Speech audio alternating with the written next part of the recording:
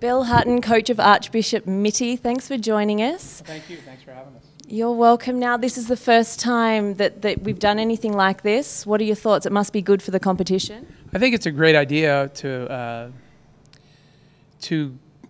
kind of promote high school baseball. I think it's Brady's model was the college model where you'll have a Pac-12 Media Day or an SEC Media Day.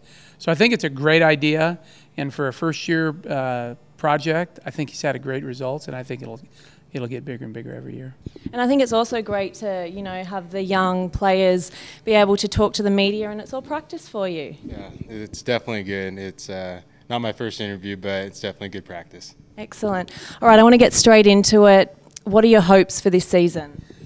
Well, we've set the bar pretty high here at our school. In the last 10 years, we've had 5 league titles and 3 section titles, a state title, and a national title. So I think we've been kind of spoiled with our good fortune. We had a really large and talented senior class that just graduated, so we are definitely rebuilding. And I think that's kind of exciting because it kind of is the way that coaching was for me 20 years ago when the talent level wasn't quite as deep as we've developed here. So our hopes are just to go back to teaching the basics and teach kids the way to play baseball, the way that we like, and have them compete during practice, and get our basketball guys out halfway through the year, and hopefully be a really, really solid team towards the end of the year. Until then, I think we're going to be letting kids compete and see who stands out. With such great stats, I suppose, how do you mentally prepare your team before a game? Well, hopefully you've prepared them long before the game starts by work and practice and work off the field, and you've been able to create a mindset or a mentality about how to play the game. And then when the game day comes, you just want to do the same thing you've been doing in practice and slow the game down and play one pitch at a time and see what happens. So I think you try to prepare them in practice, and the games will take care of themselves. What are some things that you've been working on to better prepare yourself for this season? Really just focusing on my conditioning throughout the off season. We have a really good strength program here, so we start that first semester. That goes right before break. So really just my condition so I can stay healthy through the whole season. And also just all facets of my game, my offense, defense, and my arm strength. That was a big thing I was trying to focus on. So just really everything. And then most importantly, I think my mental game, really just learning to accept failure better, and also just, like Coach Hutt said, slowing the game down and really playing truly every pitch. And as the only, as I just mentioned, the only returning player, how do you motivate, and I suppose how do you help the younger players in the side? I mean, just being able to be on the same practice field as Hutt for 4 years, my 4th year doing that, but 3rd on varsity. But really just trying to keep that good work ethic we've had since I've been a freshman, and really just trying to keep it with the young players also, show them how we play. We play hard, practice hard, and hopefully just our work ethic in practice really can translate over into the game, like Hutt said. What is your most memorable moment as a coach? Well, there's been a lot. Just a quick I'll tell you just a quick little snapshot of it.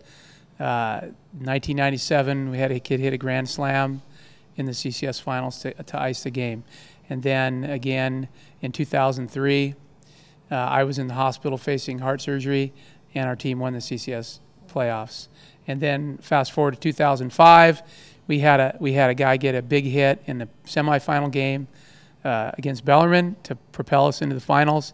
And then, to be honest, 2 years ago, when Preston was a sophomore, we were playing Bellarmine again in the finals, and he got a big 2-out, 2 RBI triple in the first inning that kind of took all the pressure off, and we ended up winning the game 10-0 in 5 innings. So those are the snapshots that I'll never forget. My whole sophomore season when we won our regular season title, and then the WCAL playoff title, and then the CCS title. Just having those 3 dog piles is really something that we were hoping we can do, but we were just really focusing on just one game at a time, and it was just a good good thing. That was my most memorable moment. You must build such an amazing relationship, and to see them go, you know, move on, it must be a difficult time for you.